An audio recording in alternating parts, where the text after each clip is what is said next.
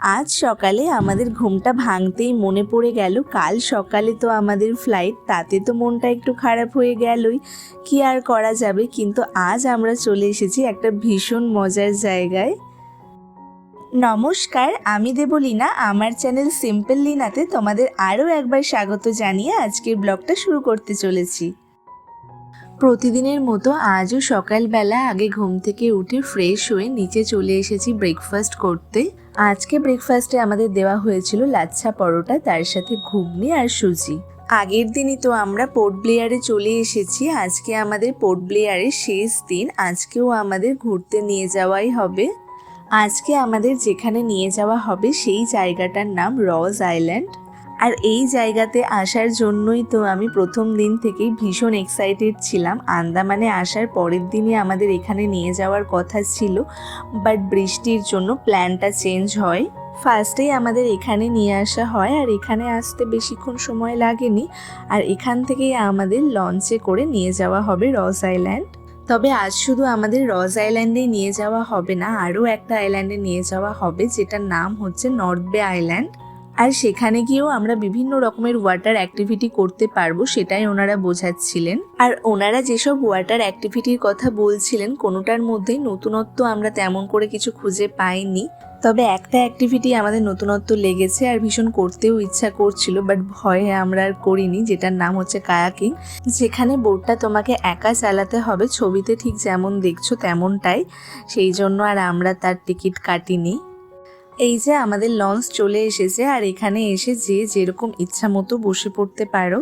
তো চলো life jacket পরে আমরাও জায়গা মতো বসে পড়ি। এখান থেকে প্রায় ওই 1 ঘন্টা মতন জার্নি। আর এই যে আমাদের ট্যুরিজমের দাদা ডলফিন দেখাতে দেখাতে এখন আমাদের নিয়ে চললো। আর দেখো তো, তোমরাও ভালো করে খেয়াল করে দেখো তো ডলফিনটা দেখতে পাচ্ছ কিনা। ডলফিন আমি দেখতে পেয়েছি কি পাইনি জানি না, কিন্তু এটা ভেবে ভীষণ মন খারাপ হয়ে যাচ্ছে, কাল থেকে এই নীল সমুদ্র আর দেখতে পাবো না।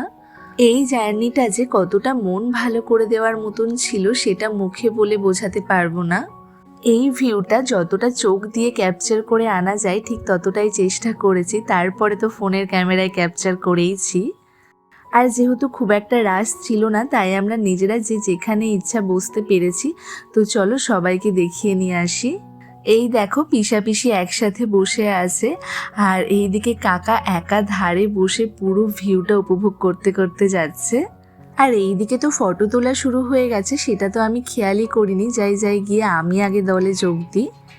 লঞ্চে আবার বেশ ভলিউমে গানও বাজানো হচ্ছিল। এত সুন্দর পরিবেশের মাঝে লঞ্চে করে গান শুনতে শুনতে যাওয়ার যে এক্সপিরিয়েন্সটা, এখন যখনই কোথাও ঘুরতে আসি না কেন বারবার এটাই মনে হয় বছরে একবার না, সময় সুযোগ থাকলে জীবনে বারবার ঘুরতে আসা উচিত। তার কারণ হলো শরীর আর মনের জন্য এর থেকে ভালো ওষুধ বোধহয় আর কিছু হতে পারে না।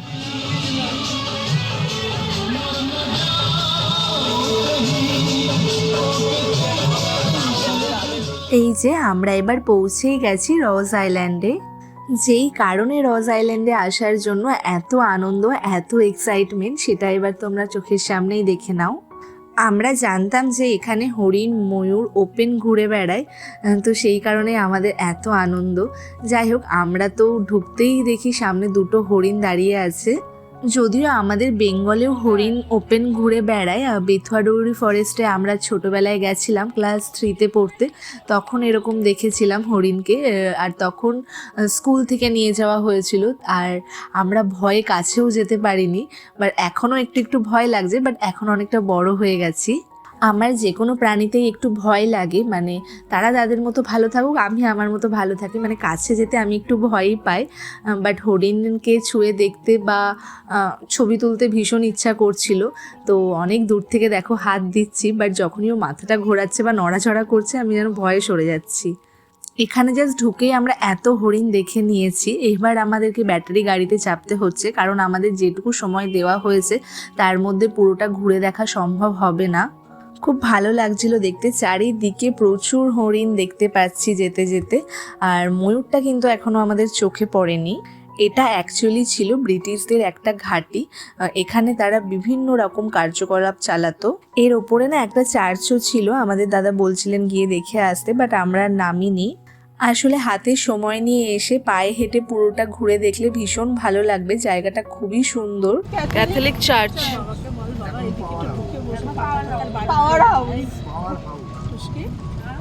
আন্দামানের কোন জায়গাটা খারাপ বলবো আর কোন জায়গাটা সবচেয়ে সুন্দর বলবো সত্যি বুঝতে পারছি না। যত দেখছি ততই মুগ্ধ হয়ে যাচ্ছি।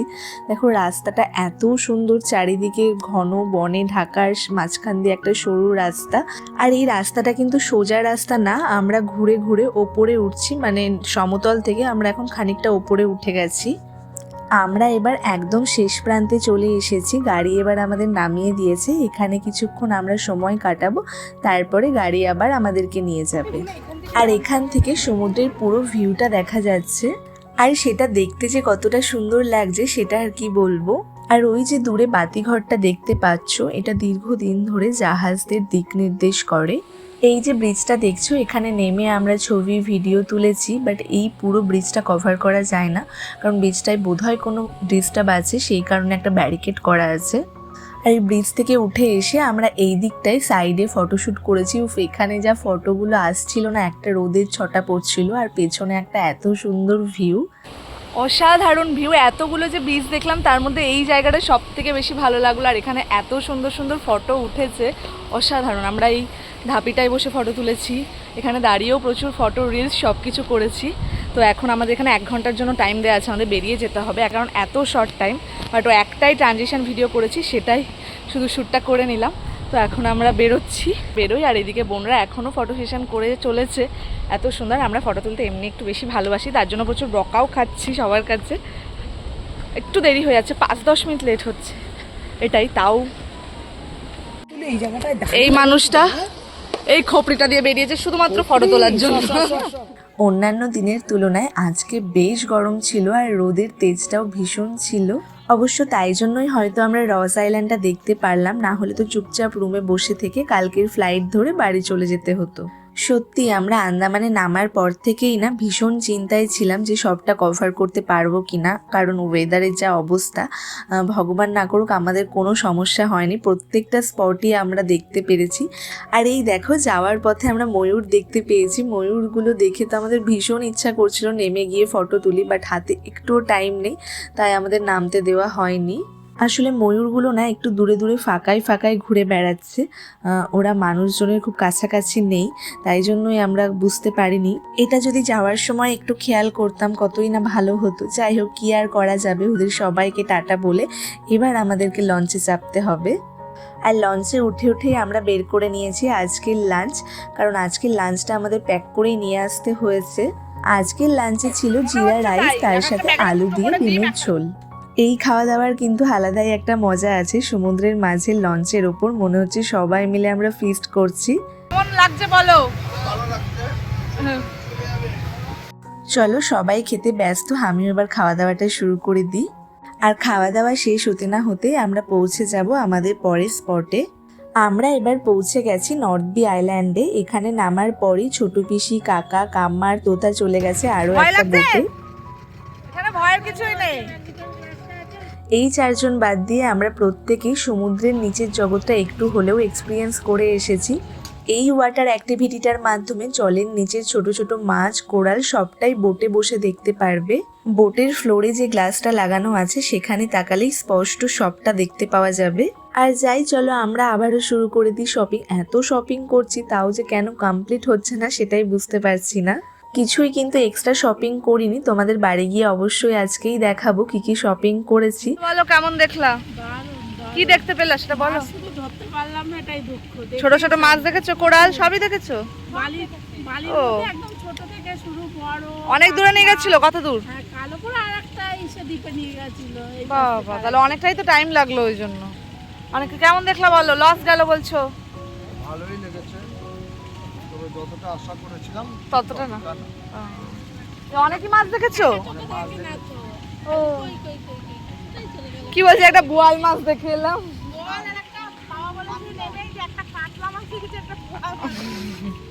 ওই যে সেই শ্যাওলাগুলো জমে আছে না, হ্যাঁ। ওগুলো নড়ছে, বলে কি মাছের লেকচার।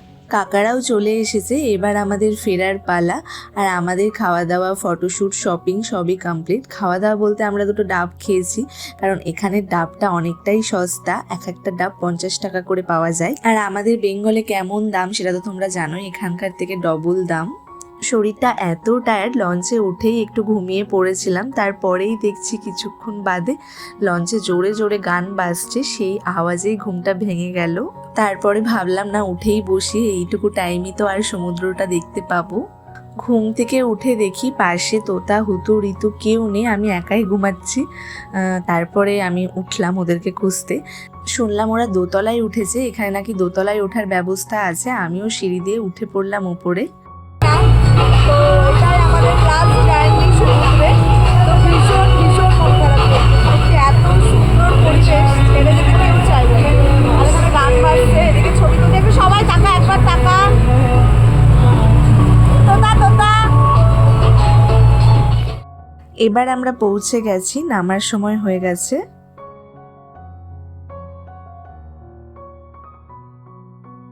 আর আমাদের জিরা রাইসটা না কিছুটা বেঁচে গেছিল, আর যাওয়ার পথে এখানে একটা কুকুর দেখলাম, আর ঋতু খুব সুন্দর করে আলু ঝোল দিয়ে ভাতটা মাখিয়ে দিচ্ছে, আর ও খুব তৃপ্তি করে খাচ্ছেও দেখলাম।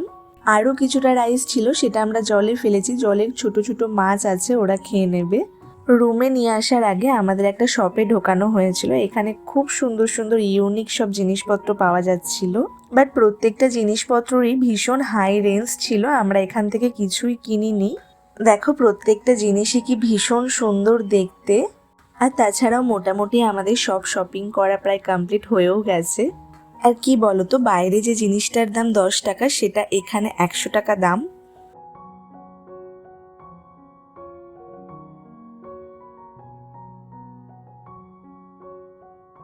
ওখান থেকে আমরা রুমে এসে তাড়াতাড়ি করে ফ্রেশ হয়ে চলে এসেছি আজকের আমাদের টিফিন করতে। আজকের টিফিনে আছে চাউমিন।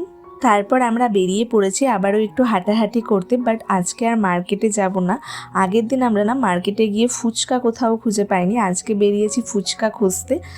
এখানকার ফুচকা কেমন হয় খেতে সেটাই আমরা টেস্ট করব, তাই বেরিয়েই আমরা এখানকার একটা লোকাল ভাইয়ের কাছ থেকে শুনে নিয়েছি ফুচকার দোকান কোথায়, আর খুঁজে খুঁজে চলেও এসেছি। আমাদের হোটেল থেকে একদমই কাছে ছিল ফুচকার দোকান। আমরা সবসময় আসলে হোটেল থেকে বেরিয়েই গেছি ডান দিকে, বাঁ দিকে যাইনি।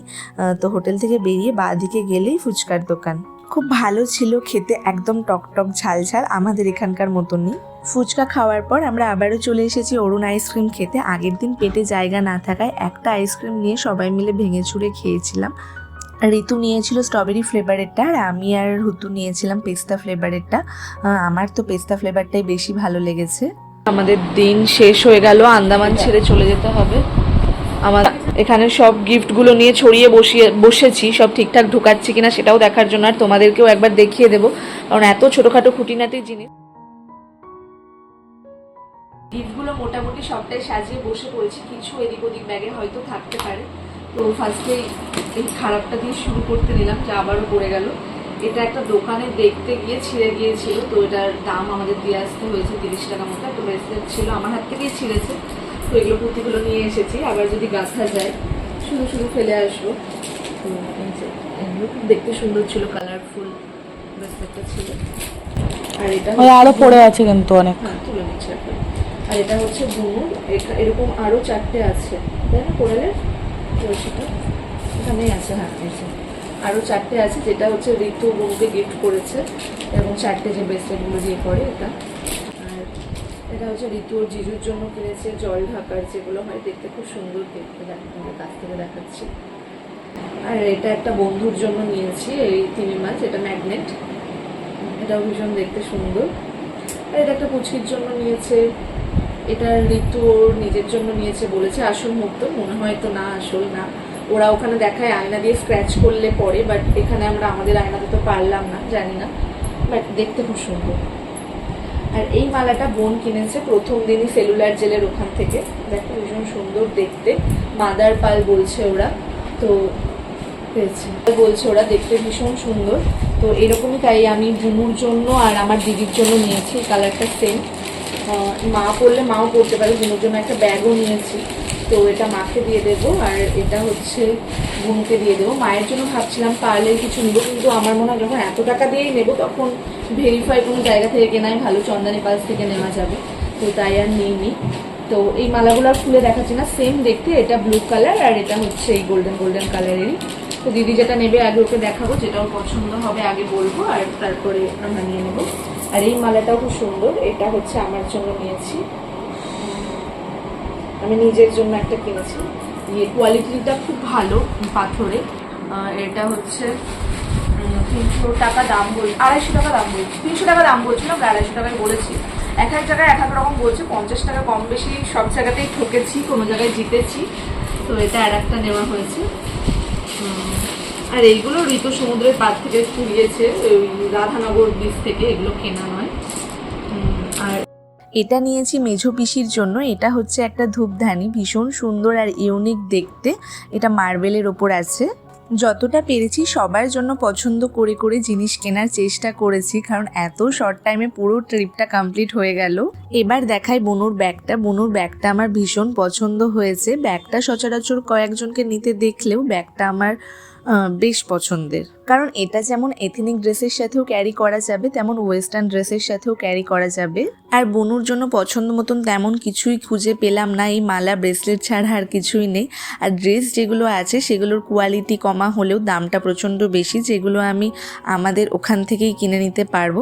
তাই আমার মনে হলো বুনুর জন্য ব্যাগটা নিয়ে যাওয়াই বেস্ট হবে, কারণ ও ব্যাগ নিতে খুব পছন্দ করে। আর এখানে যে এতগুলো একই রকম মালা দেখছো, এগুলো মামি, মাসি, কাম্মা, দিদিদের জন্য, সবার জন্য নেওয়া হয়েছে। আর এই 3টে অ্যাঙ্কলেট হুতু নিয়েছে, 2টো নিজের জন্য আর একটা বোনের জন্য। আর বিভিন্ন রকমারি ব্রেসলেট কিনেছি, মানে ওখানে যত রকমের ব্রেসলেট মোটামুটি পাওয়া যায় সব রকমেরই আমরা কিনে নিয়েছি। আর আরও অনেক কিছু আছে যেগুলো প্যাক করা আছে আর খুলে দেখাতে পারছি না। আর লাস্টলি যেগুলো দেখাবো সেটা হচ্ছে আমরা কতগুলো চাবি রিং ফ্রি পেয়েছি। কিছু কিছু দোকানে জিনিসের দাম কমাচ্ছে না, তার বদলে ওনারা চাবি রিং একটা করে দিচ্ছেন। এবার সবটা গুছিয়ে আমরা চলে এসেছি রাতের ডিনারটা করতে, কারণ ভীষণ ঘুম পেয়ে গেছে। আজকে ডিনারে আছে ডাল, আলু ভাজা, স্যালাড, আর তার সাথে আজকে আছে মাটন। আর মিষ্টিটা প্রতি রাতেই থাকে এই হোটেলে। খাওয়া দাওয়ার পর আমরা গলিটাতে একটু হেঁটে হেঁটে গল্প করছিলাম। আর আগের দিন না আমরা বেরিয়ে ব্লুবেরির একটা দই কিনে এনেছিলাম, সেটা খেতেই ভুলে গেছি। তো আজকে যাওয়ার আগে আমাদের মনে পড়েছে ভাগ্যিস। 3-4 ঘন্টা ঘুমিয়ে আবারও ভোরবেলায় উঠতে হবে। যাক বাবা, এবছরের মতো আর হয়তো ভোরবেলায় ঘুম থেকে উঠতে হবে না। এসেছিলাম, খুব আনন্দ মজা নিয়েছিলাম। আজকে মনটা সবারই খারাপ করবে, তাই যেতে তো হবে, যেতে তো হবে। ঠাকুর করে সবাই ভালোভাবে পৌঁছে গেলে এটাই আনন্দ। চলো বাবা, সবাই রেডি। এখানে ব্যাকপ্যাক আমাদের রুমটাও টাটা, রুমটা খুব ভালো ছিল। সবাই টাইম মতো উঠে রেডি হয়ে নিচে চলেও এসেছি। আর ফ্লাইট বলে কথা, অন টাইমে তো নিচে নামতেই হবে। প্রথম দিনের মুখের অবস্থা আর শেষ দিনের মুখের হালটা একবার দেখো। একটা গাড়ি রাখাই হয়েছে আমাদের প্রত্যেকের লাগেজটা বয়ে নিয়ে যাওয়ার জন্য। আমরাও আন্দামান ছেড়ে যেতে চাইছি না, আর আন্দামানও বোধহয় আমাদেরকে ছাড়তে চাইছে না। দেখো বাসে সবাই উঠে পড়েছে আর আমাদের গাড়িটা এখনও আসেনি। আমরা 4টে মেয়েই শুধু থেকে গেছি, যদিও আমাদের হোটেল থেকে এয়ারপোর্ট খুবই কাছে, আমরা টাইমেই পৌঁছে যাব। মোটামুটি 15 থেকে 20 মিনিট ওয়েট করার পর আমাদের গাড়ি হোটেলে এসে পৌঁছালো। আর আমরাও হাসি হাসি মুখে আন্দামানকে বিদায় জানিয়ে এবার এয়ারপোর্টের দিকে রওনা হলাম। আর আজ প্লেনে উঠেই ব্রেকফাস্টটা কোনো রকম কমপ্লিট করে পুরো ঘুমিয়ে পড়েছিলাম। একদম কলকাতায় নামার আগে ঘুমটা ভেঙেছে। তবে চলো, আজকের মতো ব্লগটা আমি এখানেই শেষ করছি। তোমাদের যদি ব্লগটা ভালো লেগে থাকে লাইক, কমেন্ট অ্যান্ড শেয়ার করবে, সাবস্ক্রাইব করতে ভুলবে না। আবার দেখা হচ্ছে নতুন কোনো ব্লগ নিয়ে, ততক্ষণের জন্য টাটা।